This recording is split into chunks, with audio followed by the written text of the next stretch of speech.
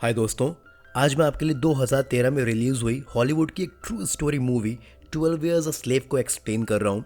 ये मूवी हमें 18th century में यूएस में चलने वाली अफ्रीकन अमेरिकन लोगों की गुलामी की कहानी बताती है, जो कि बहुत ही ज़्यादा पेनफुल और इमोशनल है। तो चलिए बिना किसी देरी के कहानी को शुरू करते हैं। इस फिल्म की कहानी होती है सन 1841 की, जब सोलोमन नॉर्थअप आज़ाद था और अपने बीवी बच्चों के साथ यूएस के न्यूयॉर्क स्टेट में सैराटोगा स्प्रिंग्स शहर में रहता था, जो कि उस टाइम पर स्लेवरी फ्री स्टेट था। यानी कि इस स्टेट में काले लोगों को गुलाम बनाना गैर कानूनी था। पर काले लोगों को गुलाम बनाना की प्रथा अमेरिका के काफ़ी स्टेट्स में लीगल भी थी। सोलोमन पेशे से एक वॉलिनस था और उसकी पूरे शहर भर में काफ़ी इज्जत थी। एक दिन सोलोमन का एक दोस्त बर्च उसको ब्राउन और हैमिल्टन नाम के दो लोगों से मिलवाता है और कहता है कि इन्हें वॉशिंगटन डीसी में अपने शो के लिए एक अच्छा वॉलिनस चाहिए, तो मैं इन्हें आपके पास ले आया, क्योंकि मेरी नज़र में आपसे अच्छा वॉलिनिस्ट भला और कौन हो सकता है। और यह कहकर बर्च वहाँ से चला जाता है। बर्च के चले जाने के बाद ब्राउन और हैमिल्टन सोलोमन को अपने शो के बारे में बताते हैं और कहते हैं कि हमारे शोज़ वॉशिंगटन डीसी में होंगे, जिसके लिए हम आपको हर दिन का $1 और रात में वॉलिन प्ले करने पर $3 अलग से देंगे। ये पैसे 18th सेंचुरी के हिसाब से काफ़ी अच्छे पैसे थे। तो सोलोमन इन शोज़ के लिए राज़ी हो जाता है और 2 हफ्तों के लिए ब्राउन और हैमिल्टन के साथ वॉशिंगटन डीसी चला जाता है। वॉशिंगटन पहुंचने पर ब्राउन और हैमिल्टन सोलोमन के साथ एक रेस्टोरेंट में बैठकर डिनर करते हैं, जहां पर वो सोलोमन के ड्रिंक में बेहोशी की दवाई मिला देते हैं। और इसके बाद जब सोलोमन को होश आता है तो वो अपने आप को एक काल कोठरी में देखता है, जहां उसे जंजीरों से बांध कर रखा गया होता है। सोलोमन के कुछ भी समझ में नहीं आ रहा होता है कि वो यहाँ कैसे पहुँचा है, लेकिन उसे समझ आ गया है कि ब्राउन और हैमिल्टन ने उसके साथ धोखा किया है और शायद उसे गुलाम बना लिया गया है। अब इसके थोड़ी देर बाद यहाँ 2 लोग आते हैं, जिनसे सोलोमन साफ साफ कहता है कि वो गुलाम नहीं है, वो एक रेप्यूटेड वॉयलिनिस्ट है जो न्यूयॉर्क के सैराटोगा शहर में रहता है और यहाँ मिस्टर ब्राउन और हैमिल्टन के साथ उनके स्टेज शो में वॉलिन प्ले करने के लिए आया था। इस पर ये दोनों लोग सोलोमन से कहते हैं कि ऐसा कुछ भी नहीं है, तुम जॉर्जिया के एक लफंगे गुलाम थे जो यहाँ से भाग रहा था और जिसे हमने पकड़कर गुलाम बना लिया है। सोलोमन इस बात को मानने को तैयार नहीं होता है और इस बात पर ये दोनों सोलोमन को बहुत बुरी तरह कोड़ों से मारते हैं और कहते हैं कि तुम्हारा नाम आज से प्लैट है और हमने तुमको जो बताया है तुम आगे से वही लोगों को बताओगे। अब इसके अगले सीन में हमें दिखाया जाता है कि सोलोमन यहाँ पर अकेला नहीं होता है, बल्कि उसके साथ यहाँ कुछ और काले लोग भी होते हैं, जिसमें एक एलाइजा नाम की लेडी होती है, जिसके साथ उसका एक बेटा और एक बेटी होते हैं। इसके बाद रात में इन सब गुलामों को बेचने के लिए एक जहाज से दूसरे जहाज तक ले जाया जा रहा होता है।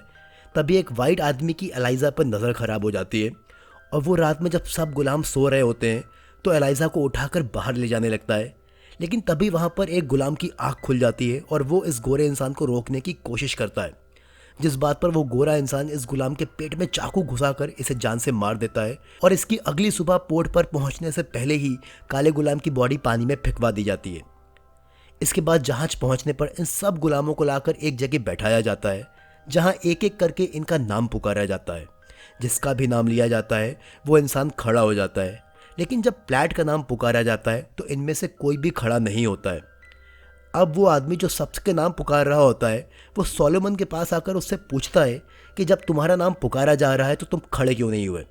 सोलोमन कहता है कि मेरा नाम प्लैट नहीं है बल्कि सोलोमन नॉर्थअप है।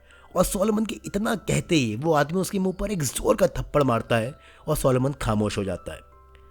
इसके बाद इन सबको बेचने के लिए एक घर पर लाया जाता है, जहां पर इन्हीं की तरह पहले से भी काफ़ी गुलाम मौजूद होते हैं, जिनको आज यहाँ बेचा जाएगा। जैसे आज हम बाहर जाकर कोई कपड़े, जूते या बाकी सामान खरीदते हैं, वैसे ही इस टाइम पर गुलामों को खरीदा जाता था। खरीदारों के आने पर इन सारे गुलामों के कपड़े उतरवा कर इन्हें पूरा नंगा खड़ा कर दिया जाता है, यहाँ तक कि औरतों के जिस्म पर भी एक भी कपड़ा नहीं होता है। और इसके बाद इन सब की बोलियाँ लगाई जाती हैं। यहाँ पर एक फोर्ड नाम का इंसान प्लैट को $1000 और एलाइजा को $700 में खरीद लेता है।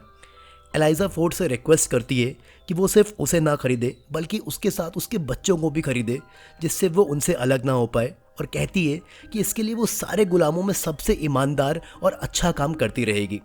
फोर्ड एक अच्छा इंसान होता है और एलाइजा की बात मानकर बेचने वाले से उसके बच्चों को भी साथ में खरीदने के लिए कहता है।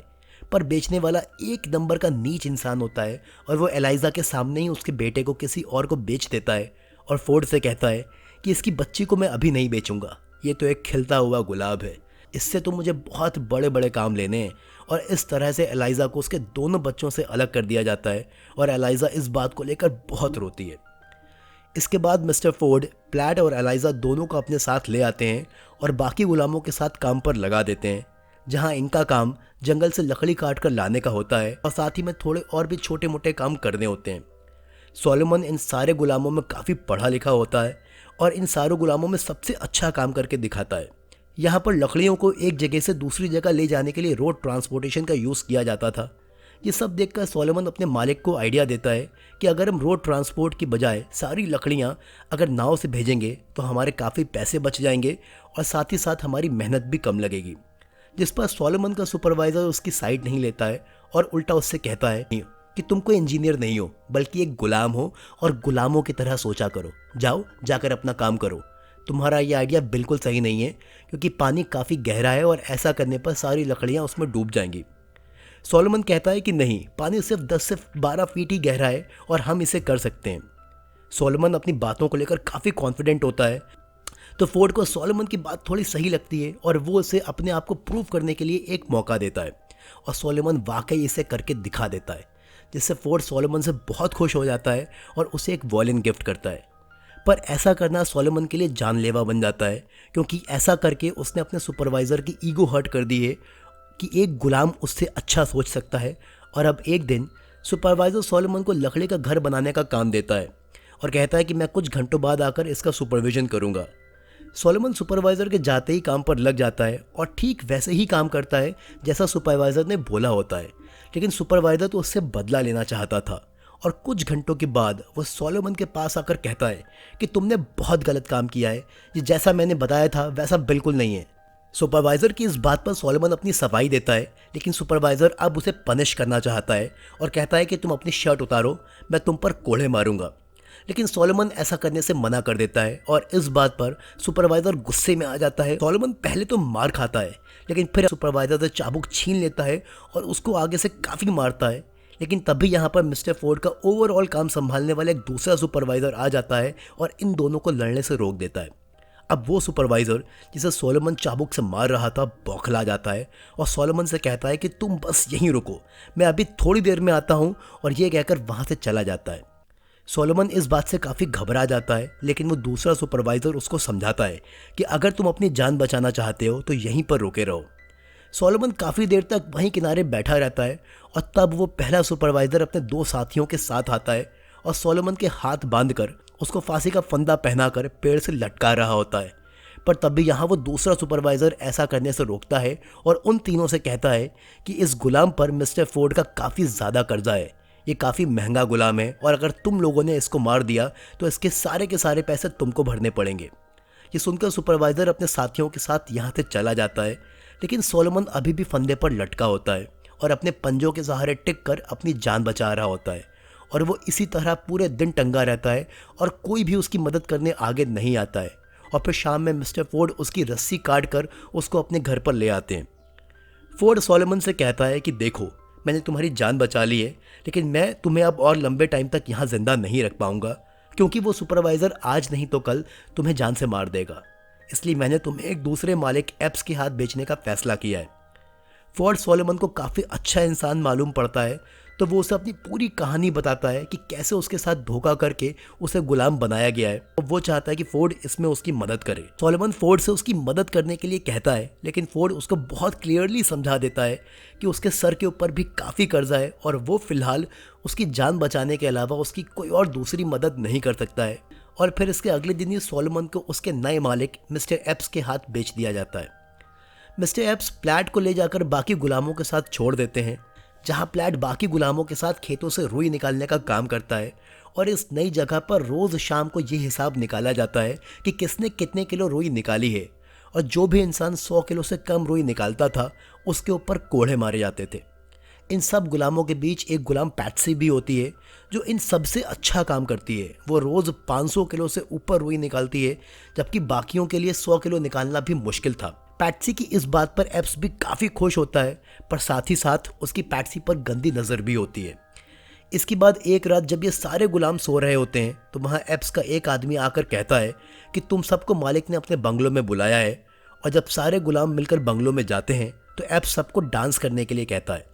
अब इनमें से किसी का भी डांस करने का मन नहीं हो रहा होता है, क्योंकि सुबह से रात तक काम कर कर कर ये लोग बहुत ज़्यादा थक चुके होते हैं।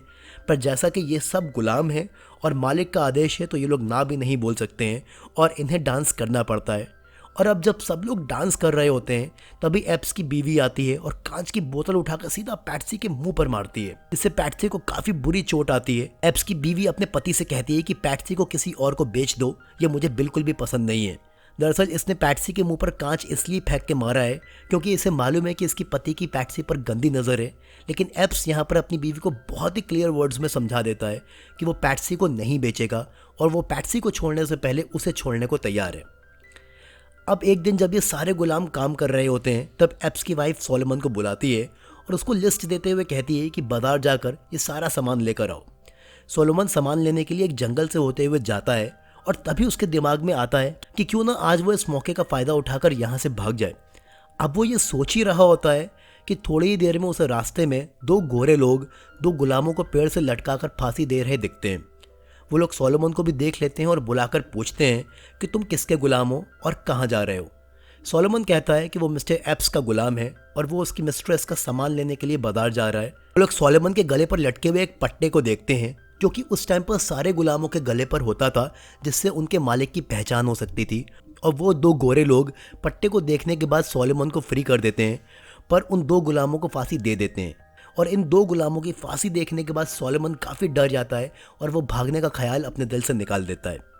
अब धीरे धीरे वक्त और बीतता है और इन गुलामों को मिस्टर एप्स के यहाँ काम करते हुए काफ़ी साल हो चुके थे और एप्स इन दिनों हर रात पैट्सी को नींद से उठाकर बाहर लाता था और उसका रेप करता था। पैट्सी एक दिन अपनी ज़िंदगी से काफ़ी परेशान होकर सोलोमन के पास आती है और उसको एक रिंग देते हुए कहती है कि इसे मैंने मालकिन से छुपा कर रखा है, तुम इसे रख लो और इसके बदले मुझे जान से मार दो। मुझे खेत के दलदल में ले जाओ, मेरा मुंह पानी में डुबो दो और तब तक डुबोए रखना जब तक मैं मर ना जाऊं। मैं आधी मरी हुई हूं, बस मुझे तुम पूरा मार दो। पर सोलोमन उसकी रिंग वापस कर देता है और ऐसा करने से मना कर देता है। अब थोड़ा वक्त और बीतता है और हम देखते हैं कि एप्स को खेती में काफ़ी नुकसान हो गया है और अगले 2 साल में कोई प्रॉफिट होने के चांसेस भी नहीं है। तो एप्स इन सारे गुलामों को 2 साल काम करने के लिए दूसरे मालिक के यहाँ भेज देता है, जहाँ ये सब गन्ने के खेत में काम करने लगते हैं। सारे गुलामों को गन्ने के खेत में काम करने के तरीके बताए जाते हैं और इसी बीच सोलोमन को अपने नए मालिक के यहाँ वायलिन बजाने का काम भी मिलता है, जिसके लिए उसको काफ़ी अच्छे पैसे भी मिलते हैं। और ये सारे गुलाम इसी तरह 2 साल तक काम करते रहते हैं और जैसे ही 2 साल पूरे हो जाते हैं इन्हें दोबारा एप्स के यहाँ भेज दिया जाता है।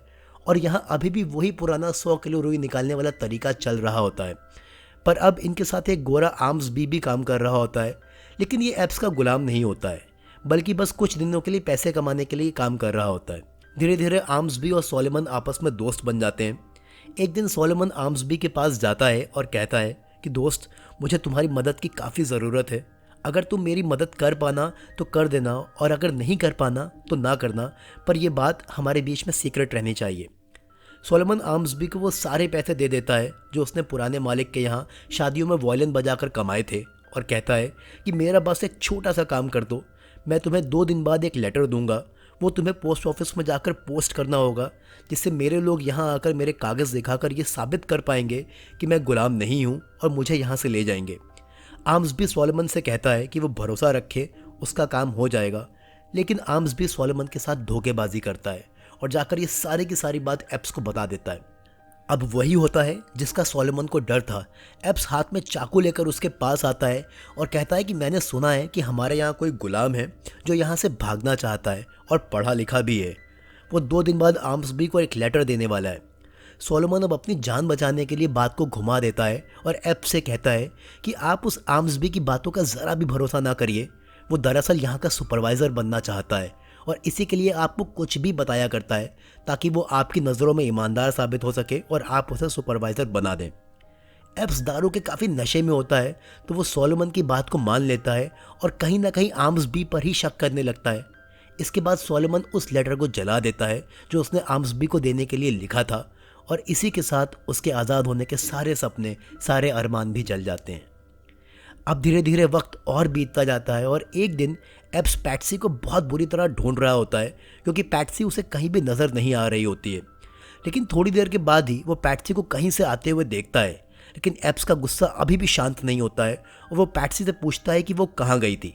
पैट्सी कहती है कि वो पास के ही खेत में थी और इस बात पर एप्स पैट्सी को मारने लगता है। सोलोमन बीच में आकर पैट्सी को बचाने की कोशिश करता है, लेकिन एप्स उसको एक थप्पड़ मारकर किनारे कर देता है और अब पैट्सी एप्स को सच बता देती है। वो हाथ में साबुन दिखाते हुए एप्स से कहती है कि मैं मिसेस शॉ के पास गई थी, मुझे यहाँ नहाने के लिए साबुन तक नहीं दिया जाता है और मेरे पूरे शरीर से बदबू आ रही थी। मैंने आपके यहाँ पर 500 किलो रोई निकाली है, जबकि एक आदमी 100 किलो भी मुश्किल से निकाल पाता था। मैंने दिन रात काम किया है, लेकिन आपकी बीवी मुझे नहाने के लिए एक साबुन तक नहीं देती है।